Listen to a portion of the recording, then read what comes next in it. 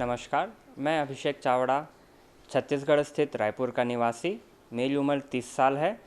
मैंने अपनी सारी की सारी स्कूलिंग रायपुर से ही की, राजकुमार कॉलेज से, और फिर अपने ग्रेजुएशन के लिए मैं Australia university of Queensland Brisbane के पास में स्थित वहाँ से मैंने अपना ग्रेजुएशन किया। अपना ग्रेजुएशन ख़त्म कर मैं अपने फैमिली फार्म पे ज्वाइन किया। मैं अपना ग्रेजुएशन करके मुझे 6 साल हो रहे हैं खेती करते, जिसमें मुख्यतः हम फल फूल एवं सब्जियों की खेती करते हैं और नर्सरी का भी काम करते हैं। ये मेरा परिवार है, ये मेरा घर है। यहाँ पे ऑफिस का सारा काम हो जाता है। साथ में यहाँ पे जितना भी हमारा इस फार्म का प्रोड्यूस होता है वो यहाँ पे पैकिंग और ग्रेडिंग होता है। उसके बाद यहाँ से हम डिस्पैच करते हैं। सामने एग्ज़िट रहता है हमारा, तो एक छोटी सी जगह पे सारा का सारा काम को इजीली हम मॉनिटर कर सके, उसके हिसाब से हमने इस जगह को डिज़ाइन किया हुआ है।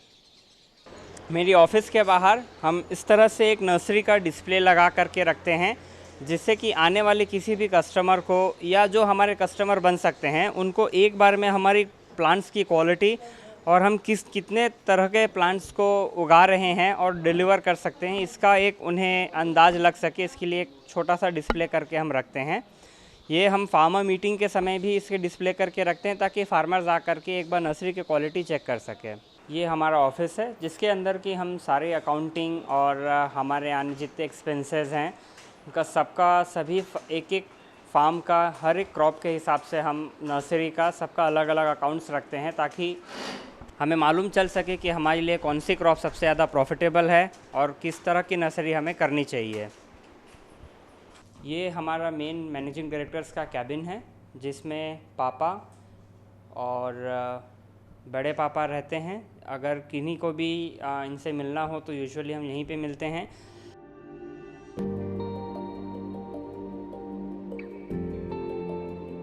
दिन की शुरुआत में सबसे पहले हम मिस्टर मुकेश खोडियार जी और किशोर वानिया जी के साथ करते हैं, जो कि हमें सभी कस्टमर्स के ऑर्डर के बारे में डिटेल्स बताते हैं, उनकी ब्रीफिंग होती है।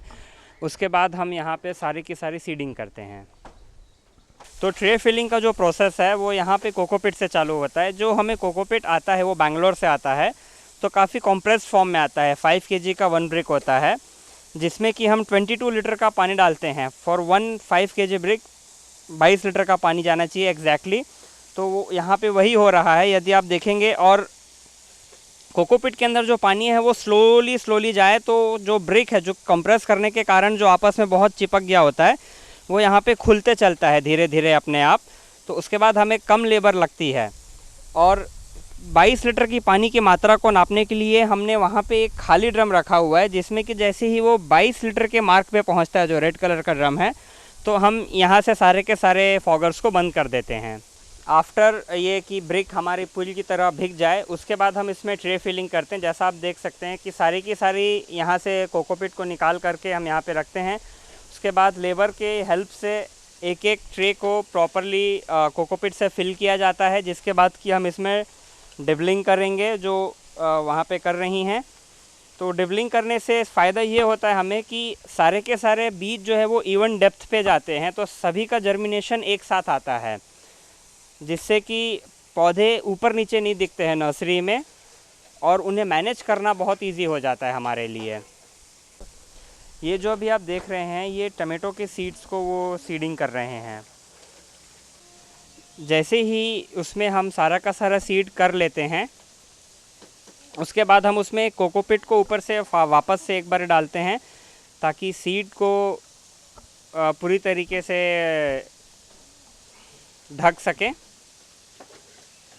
चूँकि हम अपनी नर्सरी में काफ़ी अलग अलग तरीके की नर्सरीज़ का काम करते हैं, तो उसका आइडेंटिफिकेशन हमारे लिए बहुत ज़रूरी होता है। जैसा कि आप इसमें देख सकते हैं, ये सारे के सारे लेबल्स हैं, जो कि टमेटो करिश्मा की जो वैरायटी है उसके हैं। और हम ये जो है इसमें 5 तारीख को हमने इसको सीड किया है, इसमें वो तारीख लिखी हुई है। और साथ में ये पॉली हाउस नंबर 12 पे जाएगा, तो उसके लिए एड्रेस लिखा हुआ है इसका। तो हर एक ट्रे के अंदर ये लेबल को चिपकाया जाता है, जो कि ट्रे के कोने में होता है यहाँ पर, ताकि हम उसको आइडेंटिफाई कर सके कि ट्रे किस चीज़ की है। सीडिंग के काम के लिए हमें काफ़ी लेबर लगती है। अभी आप जो देख रहे हैं ये हमारे सभी के सभी पॉली हाउसेस हैं, जिसमें हमारे पास 10 पॉली हाउस हैं और 2 नेट हाउसेस हैं।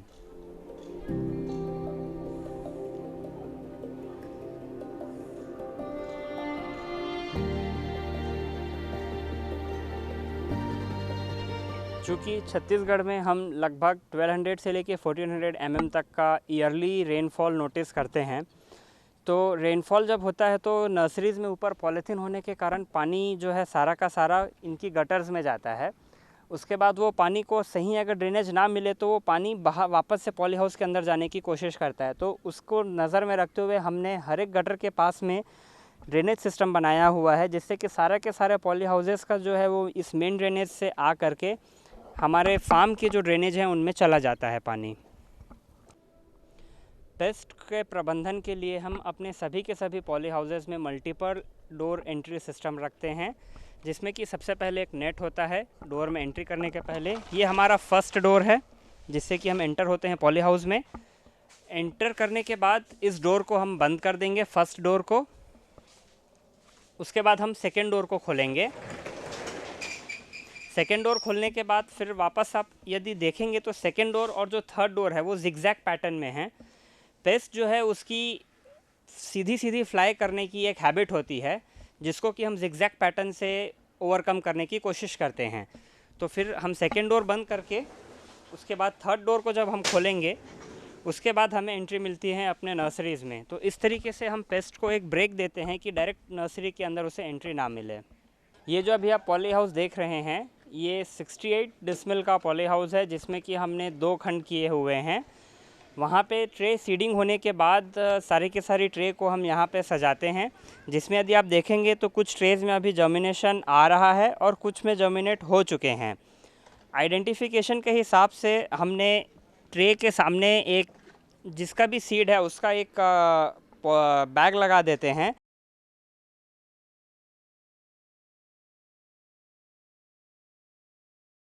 अभी हम अपने एक पॉली हाउस में हैं ये पॉली हाउस अभी 1 एकड़ का पॉली हाउस है, जिसमें कि हम ये देखने वाले हैं कि किस तरह से हम नर्सरी के लिए बेड प्रिपेयर करते हैं। तो इनिशियली यदि आप देखेंगे तो हम छोटे छोटे रो बेड्स बनाते हैं जो कि सेंटर से थोड़े ऊंचे होते हैं। यहाँ बीच से थोड़े ऊंचे रहेंगे और दोनों साइड्स में थोड़े नीचे रहते हैं, ताकि पानी आराम से ढुल सके, नीचे ड्रेन हो सके।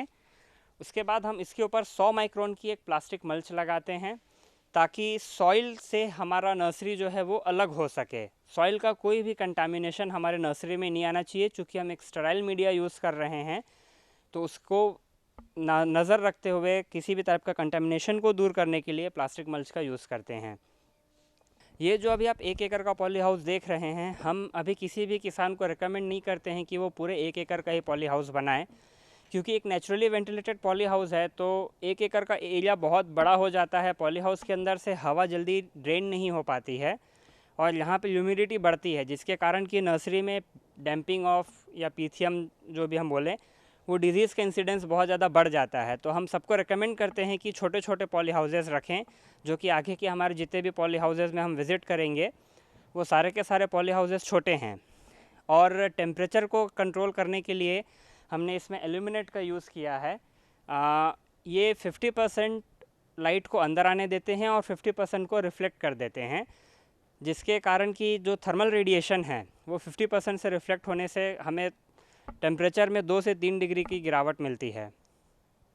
मेरी रुचि जो है मेरे दादाजी के कारण नहीं, वे मुझे बहुत छोटी उम्र में ही एक बार चना बूट का लालच दे करके उन्होंने मुझसे चना बूट की एक खेती कराई थी, जो कि उनके नर्सरी वाले एरिया में ही हमने की थी। क्योंकि उस समय हमारे पास नर्सरी जो थी वो बेड पे ही होती थी, तो दादाजी नर्सरी का ध्यान देते थे। तो उनके साथ साथ उन्होंने मुझे चना बूट उगाया साथ में। तो उनके साथ जब मैं वहाँ पे रहा तो उस नर्सरी के एरिया में रह करके मुझे नर्सरी के अंदर काफ़ी रुचि आने लगी। उसके बाद जब मैं ऑस्ट्रेलिया पढ़ाई करने गया, वहाँ पे जा कर के मैंने नर्सरीज़ देखी कि किस तरीके से वहाँ पे नर्सरी करते हैं। और वापस इंडिया में आने के बाद मैंने एक बहुत बड़ा डिफरेंस देखा कि इंडिया में उस तरीके की या उस क्वालिटी की नर्सरी हर कोई अचीव नहीं कर पा रहा है। तो मुझे यहाँ पे एक बिज़नेस अपॉर्चुनिटी भी दिखी, साथ ही साथ में फार्मर्स के लिए उनका एक्सपेंस कम करने का एक दूसरा मेथड भी मुझे दिखा। उसको ध्यान में रखते हुए हमने अलग अलग कंट्रीज़ में विज़िट किया और जितने भी इंटरनेशनल कॉन्फ्रेंसेस हो सकते थे नर्सरीज़ के, हमने सारे के सारे कॉन्फ्रेंसेस को अटेंड किया और जो हमारी बेस्ट प्रैक्टिसेस हम नर्सरी के लिए ला सकते थे हमने वहाँ से नर्सरीज़ में ला करके दी।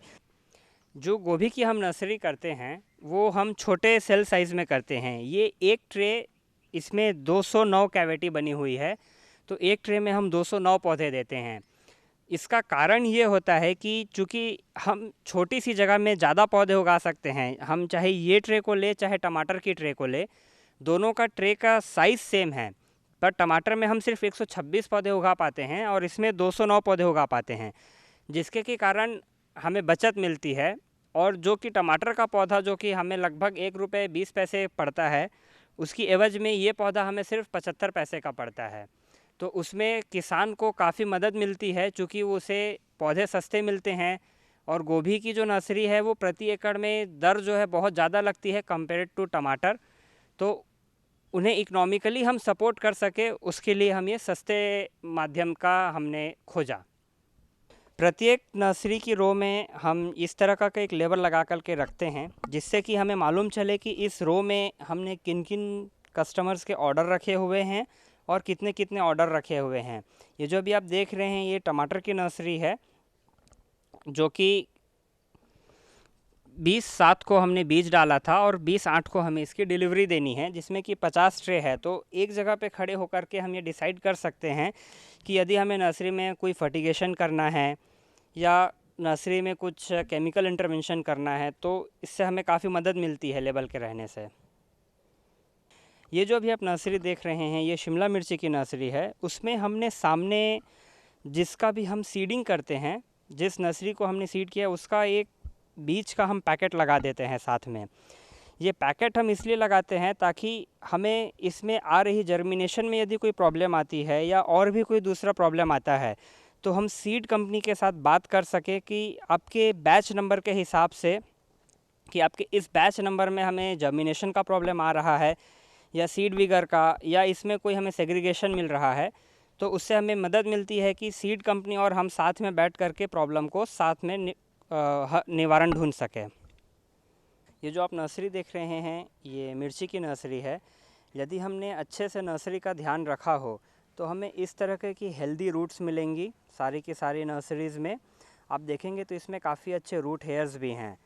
तो यदि पानी को हम सही तरीके से मैनेज करें और सही फर्टिगेशन दें तो ना नर्सरी की हाइट बहुत ज़्यादा होती है और हमें बहुत अच्छा रूट सिस्टम मिलने के कारण नर्सरी को जब फार्मर अपने फार्म पे ट्रांसप्लांट करता है तो बहुत स्पीड से नर्सरी ग्रो करती है और इसका विगर बहुत अच्छा होने के कारण फार्मर को कभी भी जो पेड़ मरने की शिकायत है वो बहुत कम हो जाती है। ये कम्प्लीटली ऑटोनोमस सिस्टम है, इसके लिए हमें किसी भी मॉनिटरिंग की ज़रूरत नहीं है। दोनों के दोनों प्रेशर रेगुलेटर्स मॉनिटर करते रहते हैं पूरे टाइम सिस्टम को, और जैसे ही कोई होज़ ओपन करता है पानी देने के लिए ये अपने आप मोटर्स को चालू कर देते हैं। इससे हमें काफ़ी बिजली की बचत मिलती है। नेक्स्ट जो हमारा मॉड्यूल है वो यहाँ पे हम फर्टिगेशन के लिए डोज़ाट्रॉन को यूज़ करेंगे।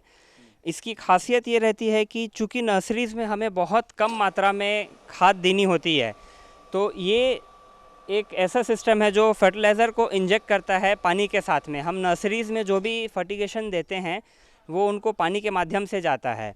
तो ये दोनों के दोनों फर्टिगेशन सिस्टम पार्ट्स पर मिलियन ppm तक एक्यूरेट हैं, तो हमें इशू नहीं आता है कि यदि लेबर ने कम या ज़्यादा उसमें खाद दिया।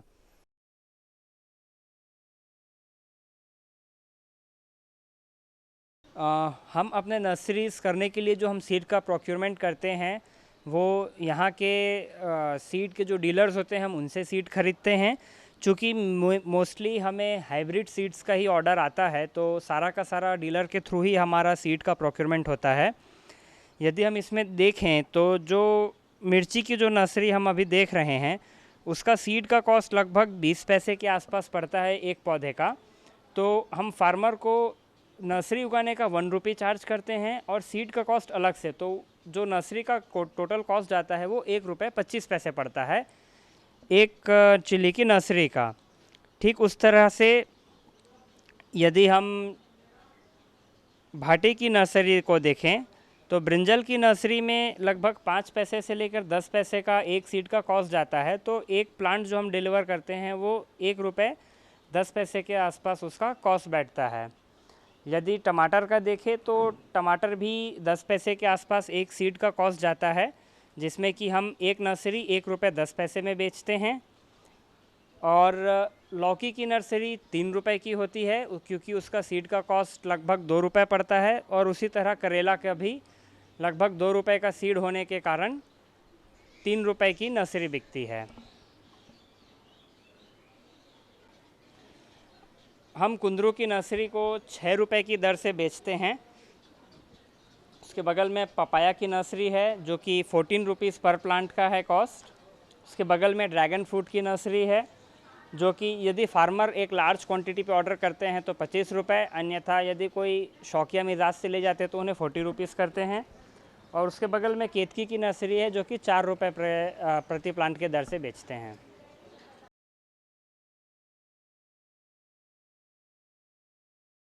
हम अपने फैसिलिटीज़ में काफ़ी अलग अलग किस्म की नर्सरियाँ उगाते हैं, जिसमें मुख्यतः अगर हम सोलोनेसीज़ में बात करें तो हमारे पास मिर्ची, टमाटर, शिमला मिर्ची की नर्सरीज़ होती हैं।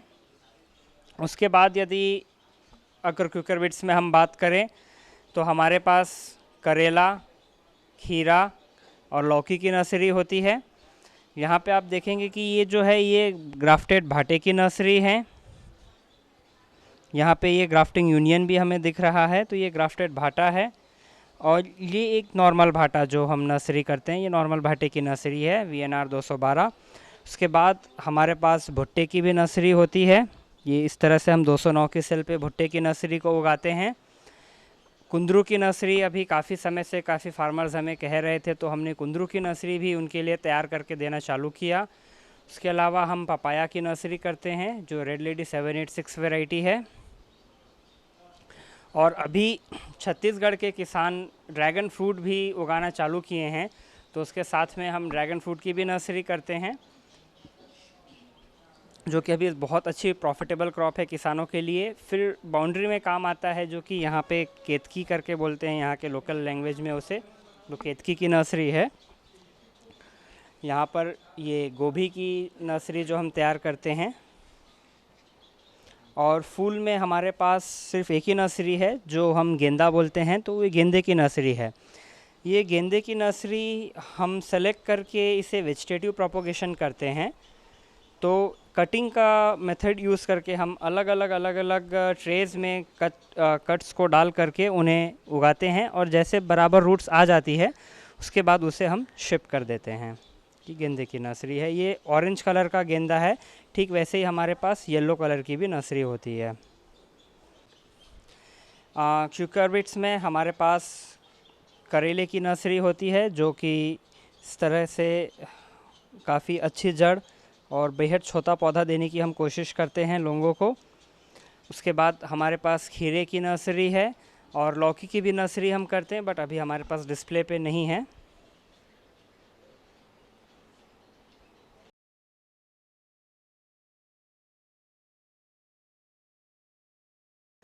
चूँकि हम स्टेराइल मीडिया का यूज़ करते हैं, इसलिए हम अपनी नर्सरीज़ में ऑर्गेनिक फर्टिलाइज़र का यूज़ नहीं कर सकते हैं। हम उसकी जगह पे इनऑर्गेनिक फर्टिलाइज़र यूज़ करते हैं, जिसमें कि एक 17929 ग्रेड होता है जो कि नर्सरी ग्रेड ही बोला जाता है। इसका इस्तेमाल होता है, जो कि हम 1 ग्राम से लेकर के 4 ग्राम प्रति लीटर की दर से इस्तेमाल करते हैं। और ये 1919 जो बोलते हैं 1919, ये भी नर्सरी ग्रेड फर्टिलाइज़र है। इसे भी हम 1 ग्राम से लेकर के 4 ग्राम तक का डोज में यूज़ करते हैं।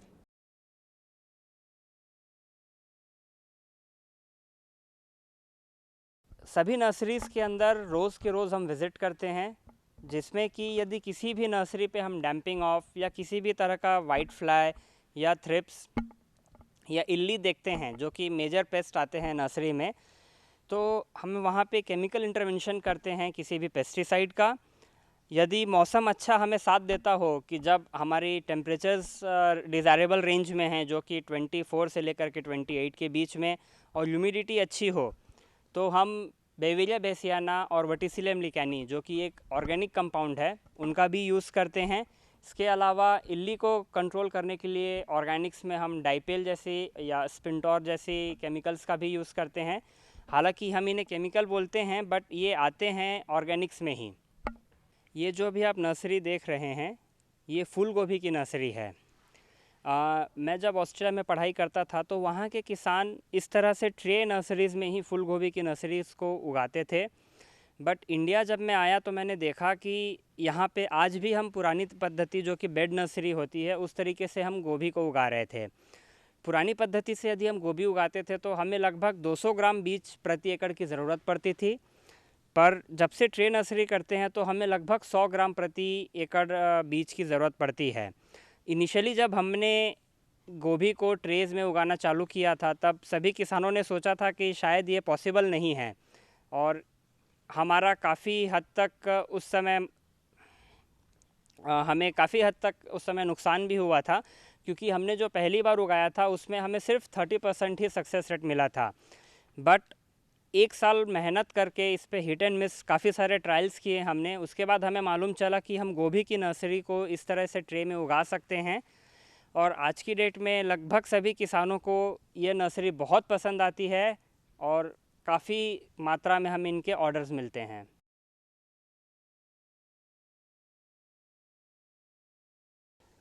हम आगे चाहते हैं कि हमारे नर्सरी के एरिया को और भी बढ़ा सके, जिसके के लिए हमें मूविंग बूम इरिगेटर्स की ज़रूरत पड़ेगी, जो कि बहुत ही प्रिसाइजली पानी देते हैं और साथ ही साथ बहुत ही जल्दी पानी दे पाते हैं। अभी गर्मियों में हमें मैनुअली पानी देने में बहुत दिक्कतें आती है लेबर के थ्रू, तो अगर मूविंग बूम इरिगेटर होगा तो वो एक प्रॉब्लम हमारी सॉल्व हो जाती है। उसके बाद हम चाहते हैं कि अच्छे से अच्छे नए रूट स्टॉक्स को हम आइडेंटिफाई करके इंट्रोड्यूस कर सके हमारे रीजन में, ताकि ज़्यादा से ज़्यादा फार्मर उन क्रॉप्स को उगा सके जो आज वो उगा नहीं पा रहे हैं। उससे उन्हें भी ज़्यादा बेनिफिट मिलता है और साथ ही साथ नर्सरी में भी अगर उस तरीके का हम रूट स्टॉक दे सके तो हमारे नर्सरी के ऑर्डर्स भी बढ़ते हैं साथ में। उसके बाद यदि हम एक और पॉइंट ऐड करना चाहें तो उस पर हम ये चाहेंगे कि न जब भी हम एक नई क्रॉप ले करके आते हैं अपने रीजन के अंदर, कोई भी एक नई क्रॉप को इंट्रोड्यूस करते हैं, तो वो एक बहुत अच्छा माध्यम होता है कि हम नर्सरीज़ में काफ़ी ज़्यादा बूम कर सकें।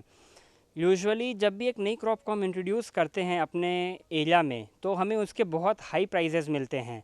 तो हर फार्मर यही चाहता है कि वो किसी नई किस्म की सब्ज़ी या किसी नए किस्म का फ्रूट उगा सके। हम हर जगह जब भी कॉन्फ्रेंसेस में जाते हैं तो यही देखते हैं कि हम क्या नई चीज़ अपने रीजन में कर सकते हैं। हम उसे 1 साल 2 साल अपने यहाँ ट्रायल करते हैं और उसके बाद पूरी पैकेज ऑफ प्रैक्टिसेस के साथ वो चीज़ को हम फार्मर को आगे देते हैं, ताकि हम उसके साथ में नर्सरी सेल कर सके और उसका बिज़नेस भी आगे बढ़े। यदि फार्मर फेल होता है तो एक नर्सरी भी फेल हो जाती है उसके साथ साथ में। इस चीज़ को ध्यान में रखते हुए हम इस तरीके से आगे अपने बिज़नेस में बढ़ना चाहते हैं।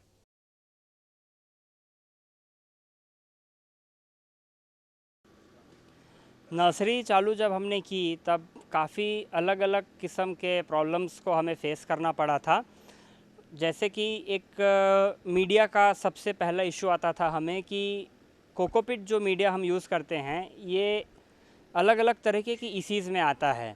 कभी लो ईसी और कभी हाई ईसी में जहाँ से हम ख़रीदते हैं वो डिफरेंशिएट नहीं कर पाते हैं, और एक दो लॉट पे हमें हाई ईसी कोकोपीट आ जाने के कारण नर्सरी बहुत ज़्यादा डैमेज हो गई थी और फार्मर को वापस से नर्सरी देने में हमें काफ़ी दिक्कतें आई थी। तो यहाँ के इंडिया में जो वेंडर्स हैं कोकोपीट के, जो दूसरी प्रॉब्लम हम नर्सरी में फ़ेस करते हैं वो लेबर की होती है। चूँकि यहाँ पे हम फार्मिंग भी कर रहे हैं तो हम काफ़ी हद तक लेबर को मैनेज कर जाते हैं। यदि कोई सोली नर्सरी करने की कोशिश कर रहे हैं तो उन्हें लेबर का बहुत प्रॉब्लम आएगा, जो कि हमें भी आया शुरुआती में। तो इसे ओवरकम करने के लिए हमें मशीनरीज़ का इस्तेमाल करना पड़ता है।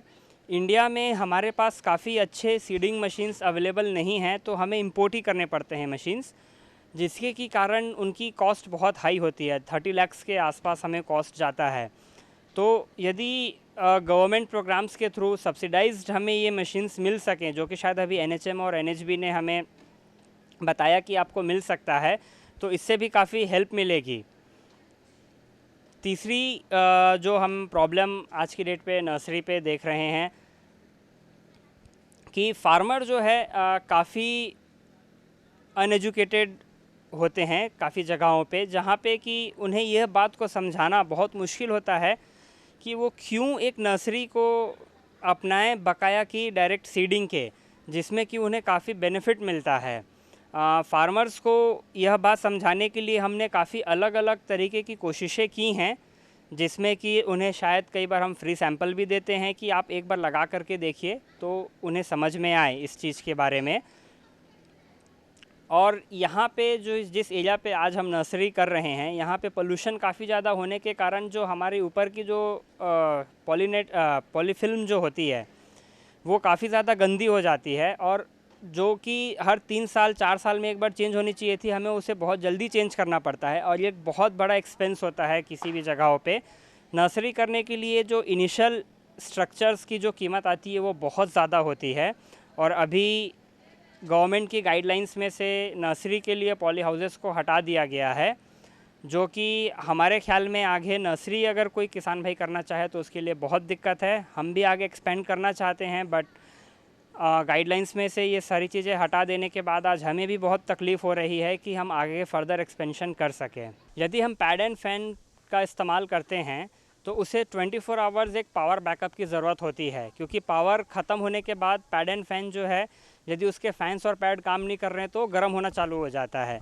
उसके लिए हमने यहाँ पे एक जेनसेट रखा हुआ है जो कि उसका पावर बैकअप है।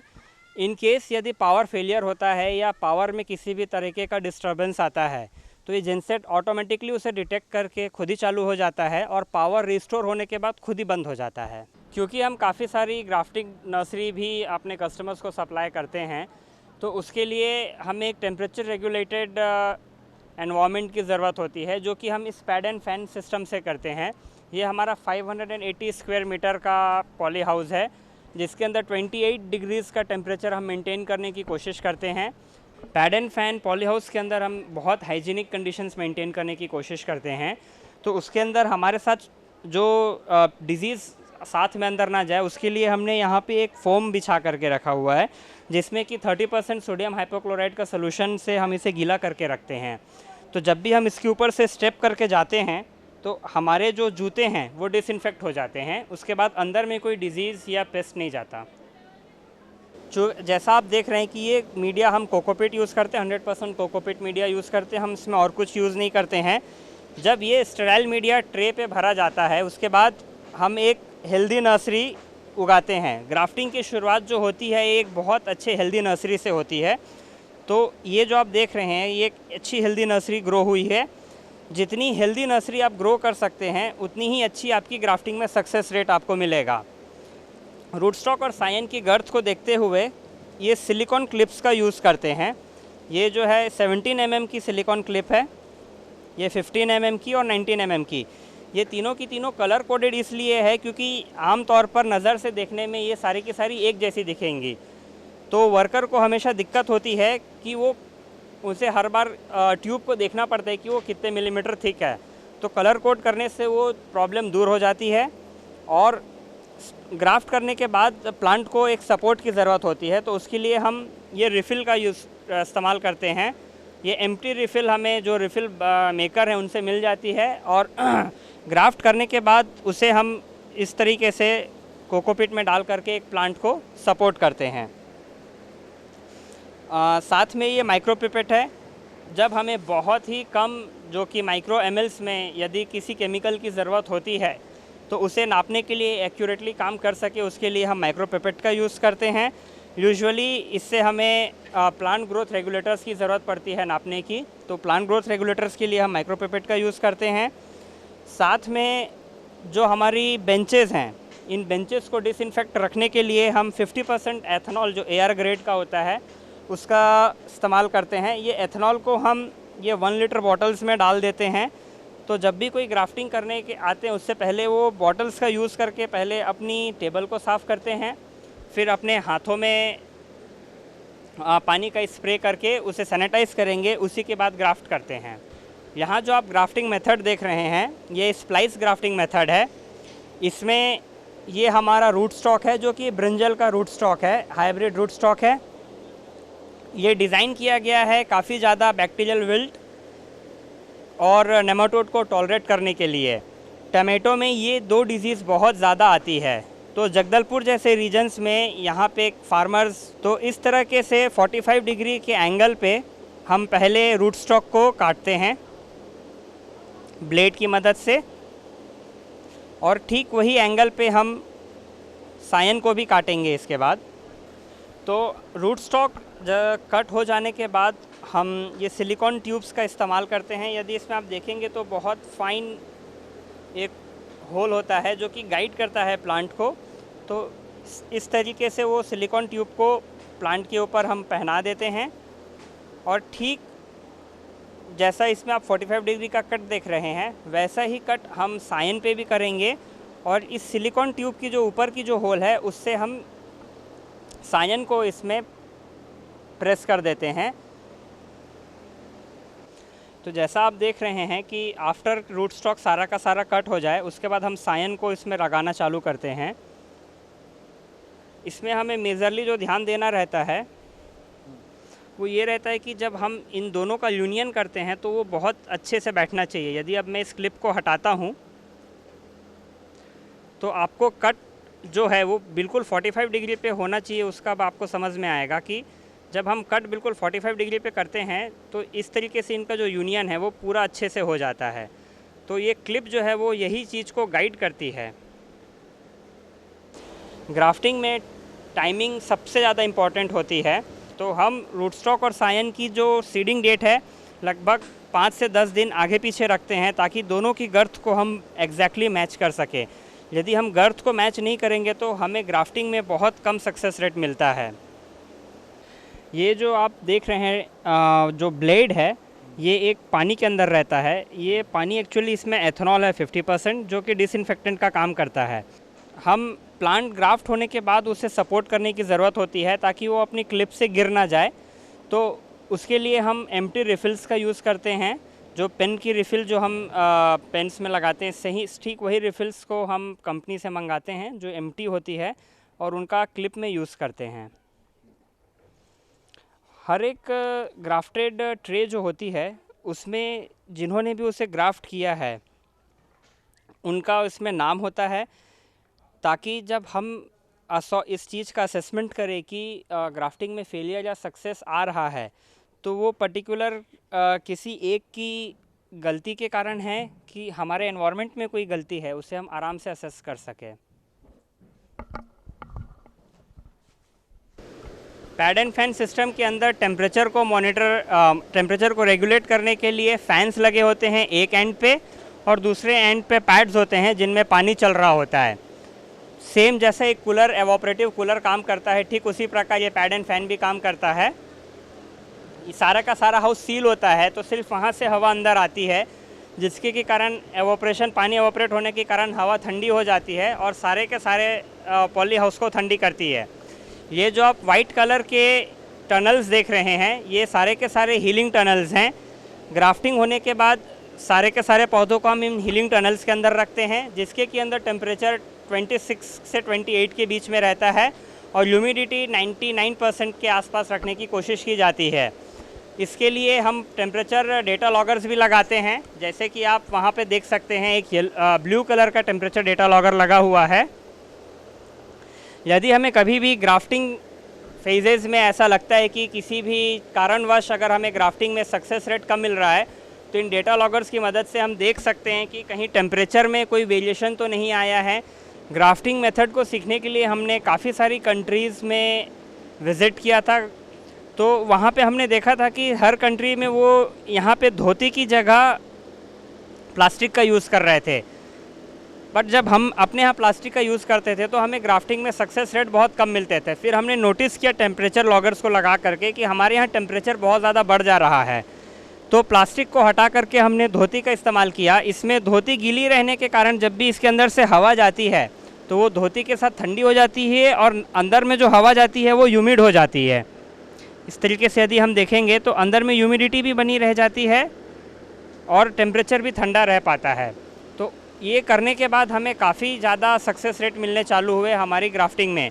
ये हमने सीखा था ग्राफ्टिंग ट्रेनिंग लेने के लिए हम गए थे वियना नर्सरीज़ में, वहाँ पे हमने इस ट्रेनिंग के दरमियान हमें यह बताया गया कि आप अगर इस मेथड का इस्तेमाल करेंगे तो आपको सक्सेस रेट काफ़ी हाई मिलेंगे। ये जो आप पैनल देख रहे हैं ये इस पैड एंड फैन हाउस को कंट्रोल करने के लिए है। फर्स्ट जो इसमें है कि आप सारी के सारी सेटिंग्स को आइदर आप ऑटोमेटिक रख सकते हैं या मैनुअल रख सकते हैं। यदि हम ऑटोमेटिक रखते हैं जैसे कि हीटिंग लिखा है तो इसमें जो फैंस का हमारा सिस्टम है वो ऑटो कंट्रोल पे है अभी। ठीक उसी तरह ह्यूमिडिटी लाइट भी ऑटो कंट्रोल पे है। ये जो यहाँ पे आप देख रहे हैं कि हमने अभी पॉली हाउस के अंदर 27 डिग्रीज़ को मेंटेन करने के लिए कहा गया है, तो वो अभी 28.3 डिग्रीज़ पे है अभी पॉली हाउस, इसलिए अभी अंदर फैंस चल रहे हैं जो कि उसे 27 डिग्री आने तक का उसे ठंडा करेंगे। उसके बाद ये एक टाइमर लगा हुआ है जो हमारी ह्यूमिडिटी को कंट्रोल करता है। तो इस टाइमर की मदद से हम हर 240 सेकेंड्स पे 25 सेकेंड्स के लिए हम फॉगर्स का यूज़ करते हैं। तो इसकी मदद से हम ह्यूमिडिटी को करते हैं। और ये फ़ोटो पीरियोडिक टाइमर है कि जो हमारे स्क्रीन्स को कंट्रोल करता है, जो ऊपर में हमने एल्यूमिनेट लगा कर रखी है उसे, तो हमें इसे दिन और रात में यदि इस्तेमाल करना हो कि वो दिन को हट जाए और रात को ऑटोमेटिक खुद से आ जाए, उसके लिए यूज़ करते हैं। ये जो आप पॉली हाउस देख रहे हैं लगभग 50 डिसमिल का पॉली हाउस है। तो जब पैड एंड फैन में नर्सरीज़ हील हो जाती है उसके बाद हम उन्हें ला कर के यहाँ रखते हैं। यहाँ पे यदि आप गौर करेंगे तो मल्टीपल लेयर्स का हमारे पास शेड नेट है। तो हम यहाँ पे शेड को मैनिपुलेट करके कोशिश करते हैं कि प्लांट को धीरे धीरे एक्लेमेटाइज़ करें, आगे जा कर के उन्हें ज़्यादा से ज़्यादा सनलाइट को वो झेल सके। उसके लिए चूँकि पैड एंड फैन के अंदर हम सिर्फ 3000 लक्स को मेंटेन करते हैं, वहाँ से निकाल करके हम इन्हें 7000 लक्स पर लाते हैं, धीरे से फिर 15,000 30,000 वैसे करते हुए हम बढ़ाते चलते हैं। लास्ट में ये जो प्लांट्स अभी आप देख रहे हैं दे आर ऑलमोस्ट रेडी कि ये डिलीवर कर सके, हम पूरी तरीके से एक्लेमेटाइज्ड हैं, ये डिलीवरी के लिए रेडी हैं। ये जो आप बेंचेस देख रहे हैं ये हमने गैल्वेनाइज्ड आयरन के बेंचेस बनाए थे। ये कैपिटल कॉस्ट में तो हमें बहुत कम पड़े, बट इनका ऑपरेशनल कॉस्ट बहुत ज़्यादा होता है कि इन्हें हर बार हमें हर साल मिनिमम साइड में 2 बार इन्हें वापस से पेंट करना पड़ता है। और नर्सरी अगर रखी रहे तो पेंट नहीं कर पाते, तो इनमें जंग लगनी चालू हो जाती है। ये देख करके फिर जब हम इजराइल की नर्सरी विज़िट कर रहे थे वहाँ पर हमने देखा कि वो इस तरीके के प्लास्टिक नेट्स का यूज़ कर रहे थे। तो यदि हम बेंचिंग करना चाहें, मेरे किसान भाई से सबसे निवेदन होगा कि वो इस तरीके का प्लास्टिक नेट को यूज़ करें। इसमें कैपिटल कॉस्ट थोड़ी सी हमें ज़्यादा लगती है, बट हमें कोई भी ऑपरेशनल कॉस्ट इसमें नहीं आएगा और इसकी लाइफ हम उस गैल्वेनाइज्ड आयरन की जगह काफ़ी ज़्यादा मिलेगी। ये जो आप बेंचेस देख रहे हैं इन्हें हमने सॉइल से काफ़ी दूर रखा हुआ है। उसका रीज़न यही था, जैसा हमने पैड एंड फैन में बहुत ज़्यादा स्वच्छता मेंटेन करने की कोशिश की थी ताकि वहाँ पे कम से कम कंटामिनेशन आए हमारे पास, ठीक उसी तरह पॉली हाउसेस के अंदर भी हमने वही करने की कोशिश की है कि ये सॉइल से दूर रहे। सॉइल जो है वो मेजर सोर्स है हर किसी कंटामिनेशन यानी हर किसी टाइप के डिजीज़ का, पेस्ट का। तो हम इसे सॉइल से जितना दूर रखेंगे हमारे लिए उतना ईजी हो जाता है। जो भी ग्राफ्टिंग नर्सरी करते हैं किसान भाई, मेरा उन सबसे निवेदन रहेगा कि वो कृपया करके इस तरह के रेज्ड बेंच में ही खेती करें, क्योंकि यदि हम काफ़ी मेहनत करके ग्राफ्टिंग करने के बाद यदि हम इसमें सॉइल लगने दे देंगे तो वहाँ फार्मर के यहाँ जा कर के सेम कंटामिनेशन का प्रॉब्लम आएगा। ये जो बेंचेस आप देख रहे हैं ये परफोरेटेड बेंचेस हैं। उसका रीज़न ये होता है कि हम एयर प्रूनिंग कर सकें। यूजुअली जब भी नर्सरी काफ़ी समय के लिए हमारे पास रहती है तो यहाँ जो नीचे में जो होल होता है पानी निकलने के लिए ड्रेनेज होते हैं, उनसे नर्सरी, ये जो ड्रेनेज है हमारे, उनसे नर्सरी की रूट्स भी बाहर आने लगती है। यदि हम परफोरेटेड नहीं रखेंगे तो नीचे में गीला हो जाएगा और वो रूट्स वहीं पे बाहर फैल जाती है। तो परफोरेशन रहने से वहाँ पे एयर आती है और चूँकि रूट्स को एयर पसंद नहीं है तो वो वहाँ पे रूट्स डाई हो जाती है, तो उसमें एयर प्रूनिंग हो जाती है रूट्स की।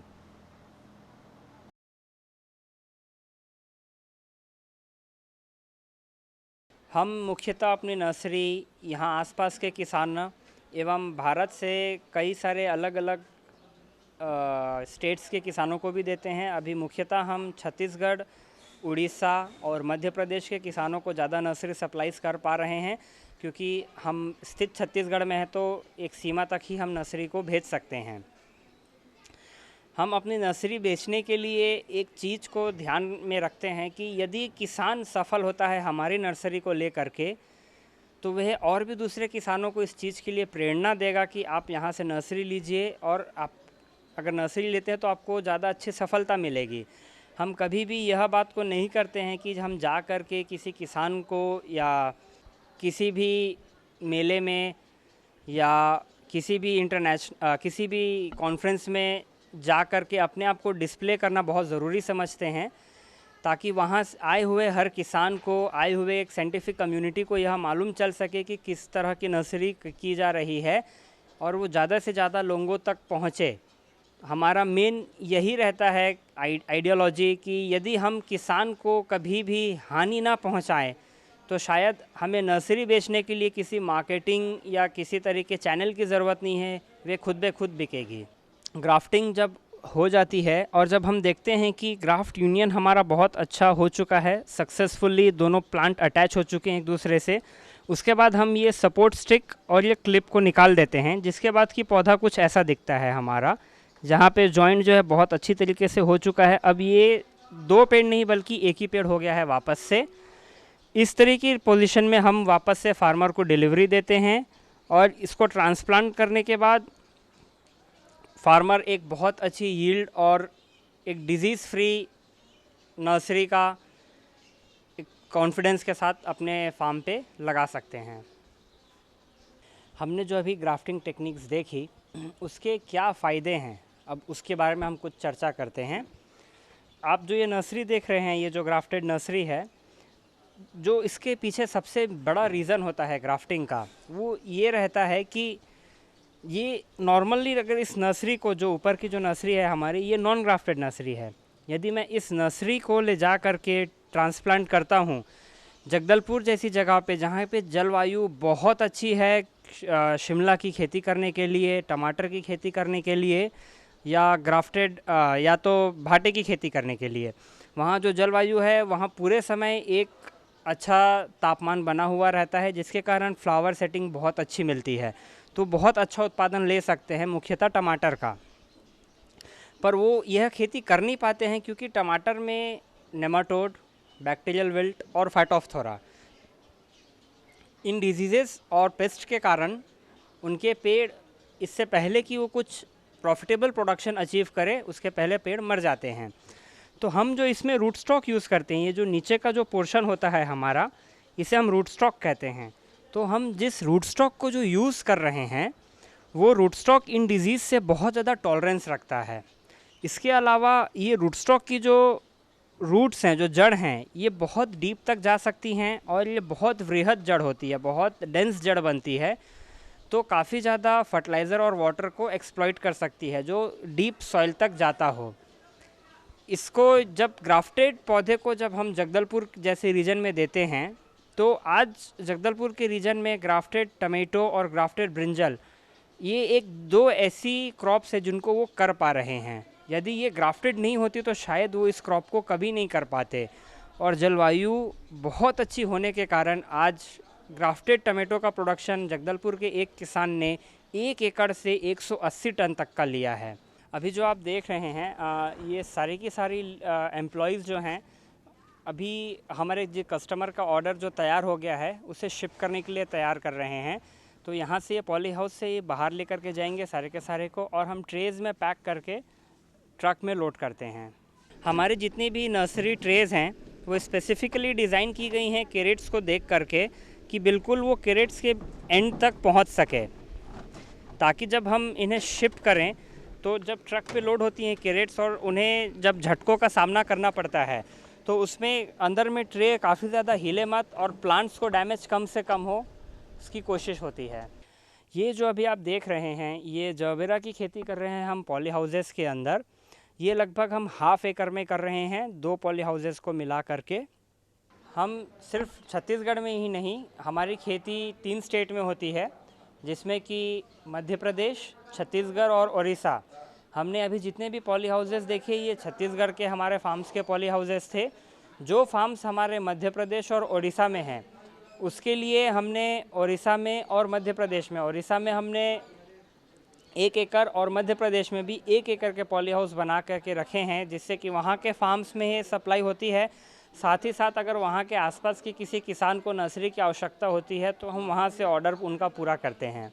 छत्तीसगढ़ को छोड़ हमें मध्य प्रदेश और उड़ीसा में नर्सरी इसलिए पॉली हाउसेस इसलिए लगाने पड़े नर्सरी करने के लिए, क्योंकि यहाँ से उन्हें शिप करना और उन्हें ट्रांसपोर्ट करने का जो कॉस्ट था वो हमें बहुत ज़्यादा एक्स्ट्रा लग रहा था।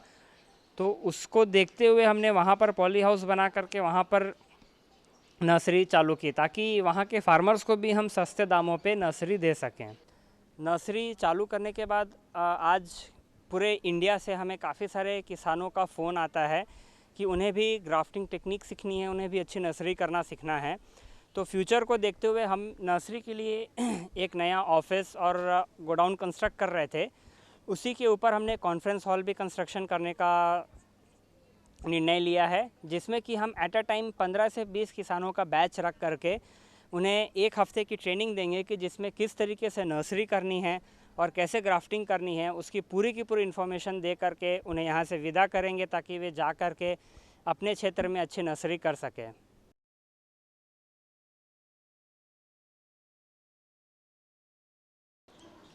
मैं जब पढ़कर वापस आया तो मैंने ये देखा कि पापा लोग तो जो उन्नत से उन्नत टेक्नोलॉजी उन्हें मिलती थी वे उसका इस्तेमाल करने की पूरी कोशिश करते थे। मेरा आज के समय में ये कहना है कि एग्रीकल्चर एक ऐसा क्षेत्र है जहाँ हर हफ्ते एक नई टेक्नोलॉजी आ रही है।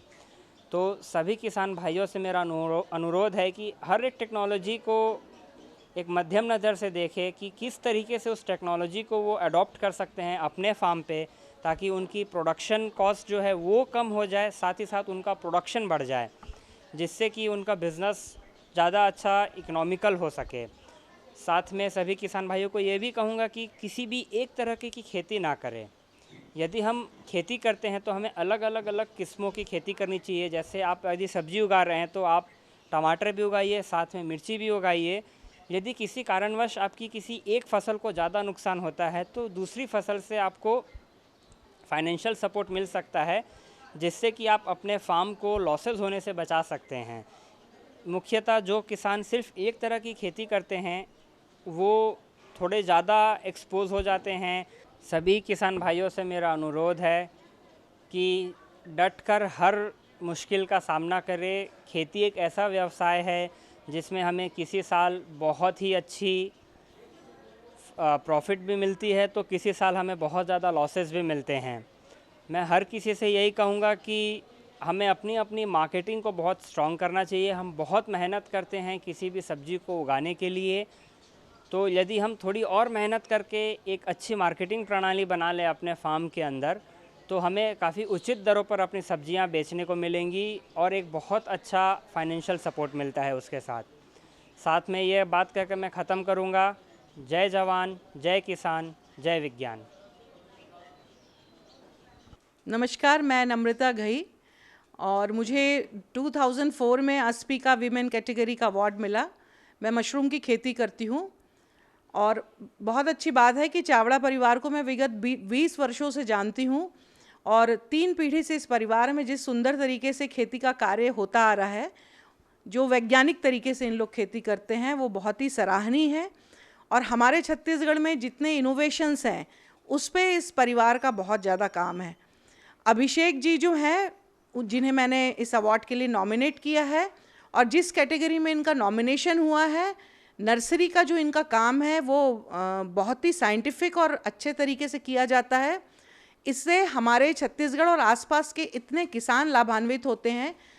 मैं इनके उज्जवल भविष्य की कामना करती हूँ और ये भी कहना चाहूँगी कि अभी ये बहुत छोटे हैं, यंग हैं, इनके पास अभी बहुत सारा नया काम है करने के लिए। तो हमारे छत्तीसगढ़ और साथ ही साथ हमारा देश इनके प्रयासों से और इनके कार्य से लाभान्वित हो और एग्रीकल्चर को ये नई ऊंचाइयों पर ले जाएं। Thank you.